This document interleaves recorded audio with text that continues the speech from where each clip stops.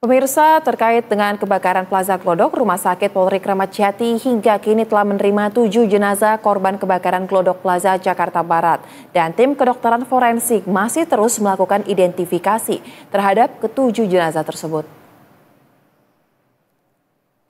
Pasalnya, tim kedokteran forensik perlu untuk mencocokkan DNA ketujuh korban dengan pihak keluarga. Proses ini pun membutuhkan waktu sebab ada jenazah yang dibawa dalam keadaan tidak utuh. Pantauan tim liputan Berita 1, salah satu keluarga korban terduga korban ini mendatangi posko DVI RS Polri. Ia menyebut datang untuk memberikan keterangan kepada tim kedokteran forensik. Tidak hanya itu, guna membantu keluarga korban mendapatkan informasi, Polda Metro Jaya membuka posko pengaduan di Polsek Taman Sari. Posko itu didirikan untuk melayani pertanyaan dan informasi terkait dengan korban kebakaran.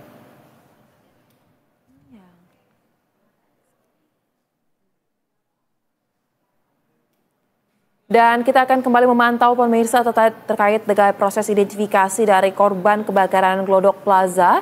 Dan sudah ada rekan jurnalis Berita 1 di Rumah Sakit Polri Kramat Jati, yaitu Teguh Adi Prasetyo dan juru kamera Ade Suherman. Selamat sore Teguh, bagaimana jalannya proses identifikasi korban sejauh ini? Apakah sudah ada titik terang, ada identitas yang berhasil ditemukan?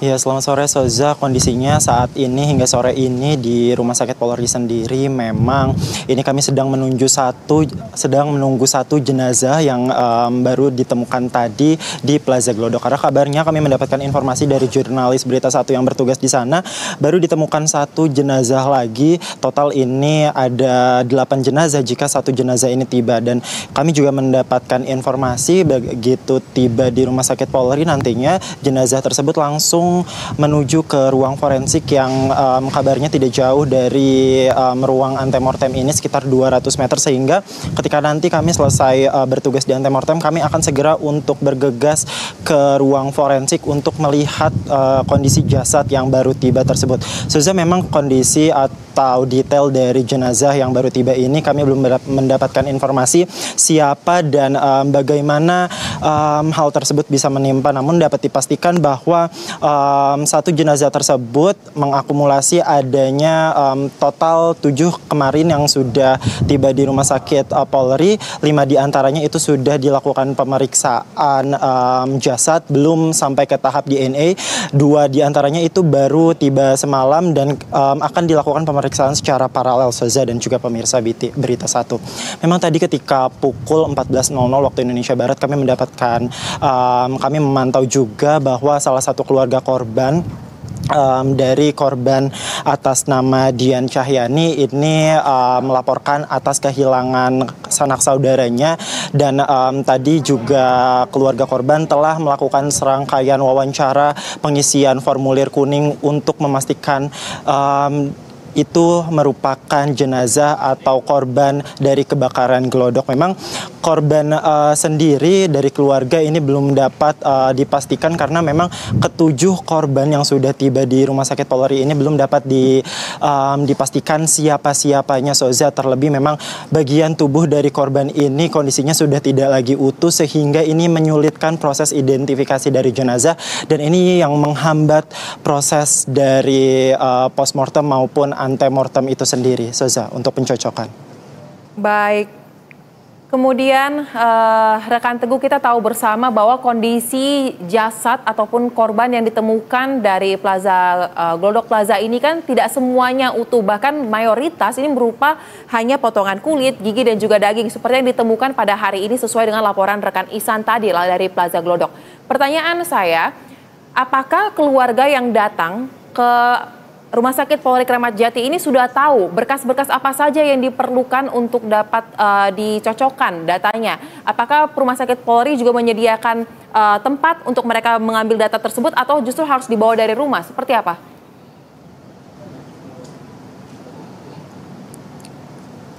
Iya, Soza. Terkait dengan konfirmasi data sendiri, memang kalau di pos DVI antemortem ini sudah dijelaskan secara gamblang. Memang yang menyulitkan adalah keterbukaan informasi dari poin-poin detailnya itu sendiri. Karena memang kalau misalnya keluarga datang ke rumah sakit Polri, itu pasti akan mendapatkan informasi secara komprehensif apa saja file-file yang diperlukan. Namun keluarga juga harus mengecek secara berkala terkait dengan situs di rumah sakit itu sendiri, kemudian juga kebutuhan untuk pencocokan DNA. Memang sejauh ini kami belum mendapatkan informasi adanya keluarga yang terkendala, namun ada beberapa poin dari pihak rumah sakit yang perlu digarisbawahi bahwa ketika keluarga melaporkan itu akan melewati beberapa rangkaian informasi, rangkaian sejumlah wawancara. Itu keluarga harus mengumpulkan data diri, baik itu dari keluarga maupun dari korban, karena memang pelapor pun harus ada minimal pelapor dari masing-masing keluarga, yakni 2 orang, sehingga memang untuk rangkaian skema itu harus dibaca seksama oleh keluarga korban. Kemudian ada beberapa poin yang perlu digarisbawahi, Soza.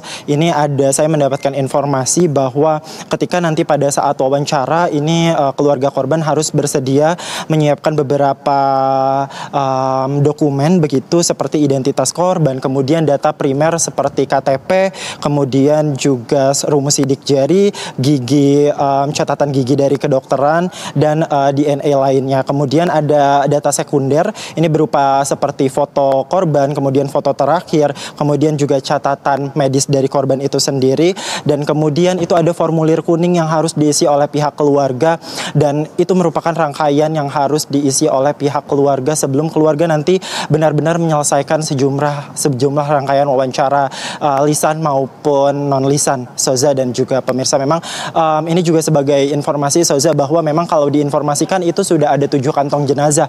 Namun ini kalau dari pengalaman kami ini tidak dapat dipastikan bahwa apakah itu merupakan bentuk dari 7 jasad ataupun lebih, karena memang bisa saja itu lebih, bisa saja itu kurang, karena memang isi dari kantong jenazah tersebut bukan berupa bagian utuh dari jasad korban, melainkan itu bagian tubuh dari yang ditemukan oleh tim SAR gabungan, Soza. Baik, kemudian Teguh, setelah ada pihak keluarga yang datang ke RS Polri Kramat Jati dan memberikan data-data antemortem untuk proses pencocokan dengan korban, berapa lama waktu yang dibutuhkan paling cepat untuk dapat diketahui adakah kecocokan atau tidak? Seperti apa, Teguh? Ya, Soza, ini juga sempat saya tanyakan kepada pihak yang ada di DVI antemortem ini, bahwa memang pencocokan ini tergantung dari kesaksian dari keluarga itu sendiri, apakah keluarga tersebut membawa lengkap dokumen-dokumen yang dibutuhkan, sehingga jika keluarga membawa lengkap dokumen-dokumen yang dibutuhkan, ini akan memperpendek waktu identifikasi. Namun jika keluarga ini minim informasi, kemudian juga tidak membawa dokumen-dokumen yang diperlukan, kemudian keluarga juga mungkin harus mengumpulkan ulang dari persyaratan-persyaratan di antemortem ini, itu akan memperlambat proses identifikasi dari pemulasaran jenazah yang ada di sini. Soza, memang tadi kalau misalnya dilihat dari pengalaman kami tadi pada pukul 14.00 itu keluarga Dian Cahyani tiba di pos antemortem ini, namun sekarang dirinya sudah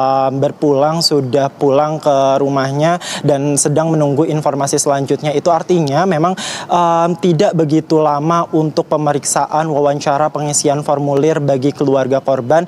Namun ini dilihat dari seberapa komprehensif data yang dibawa oleh keluarga korban. Memang saya tidak bisa untuk menafsir kira-kira berapa jam, karena ini untuk setiap keluarga berbeda-beda, Soza, waktu wawancara dan pengisian formulirnya. Baik, kalau begitu kita akan nantikan terus ya bagaimana proses identifikasi dan juga termasuk proses pencarian korban yang masih dilakukan di TKP. Terima kasih rekan Teguh Prasetyo dan juru kamera Ade Suherman yang melaporkan langsung dari Rumah Sakit Polri Kramat Jati.